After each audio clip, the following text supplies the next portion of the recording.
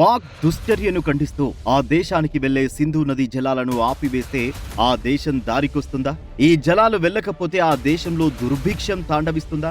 భారత్ సరైన నిర్ణయమే తీసుకుందా? అసలు ఏంటి ఈ సింధు జలాల ఒప్పందం అనే చర్చ ఇప్పుడు సాగుతోంది. భారత్ పాక్ విభజన తర్వాత సింధు నది దాని ఉపనదుల జలాలను వినియోగించుకునే విషయంలో చిక్కుముడి తలెత్తింది.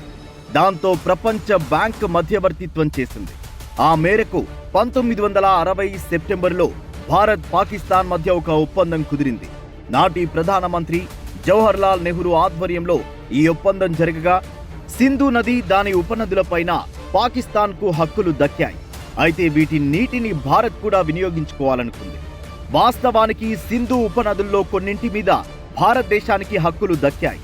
సింధు నది విషయంలో మాత్రం వివాదం ఏర్పడగా భారత్ పాకిస్తాన్లు సహకరించుకోవాలని ప్రపంచ బ్యాంక్ నిర్దేశించింది. సింధు నది నీటిని ఇరు దేశాలు వినియోగించుకోవాలని ఆనాడు ఒప్పందంలో రాసుకున్నారు.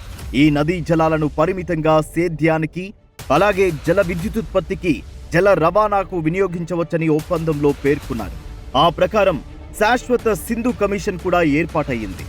అయితే గత 6 ఏళ్లలో భారత్ పాకిస్తాన్ల మధ్య ఉద్రిక్తతలు నెలకొన్న నేపథ్యంలో ఎప్పుడూ కూడా ఈ సింధు జలాల ఒప్పందం ప్రస్తావన రాలేదు. ఉగ్రవాదాన్ని పాకిస్తాన్ ప్రేరేపిస్తుంది కనుక సింధు జలాలను నిలిపివేస్తామని భారత్ ఏనాడు అనలేదు. కాకపోతే పాకిస్తాన్ దేశమే గత కొంతకాలంగా ఈ నదిపై భారత ప్రభుత్వం ప్రాజెక్టులు కడుతోందని ఆరోపణలు చేస్తూ వచ్చింది. ఇప్పుడు భారత్ తీవ్ర హెచ్చరిక చేయాలనుకుంది. దాంతో పాకిస్తాన్పై చర్యలకు దిగింది.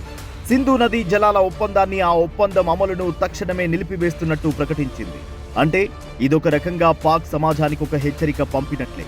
పాకిస్తాన్ ఉగ్రవాదాన్ని ప్రేరేపిస్తుంటే ఇక సహకార ఒప్పందాలకు విలువ ఏముందని అంతర్జాతీయ సమాజానికి మోడీ ప్రభుత్వం చక్కని మెసేజ్ పంపిందని అనుకోవాలి.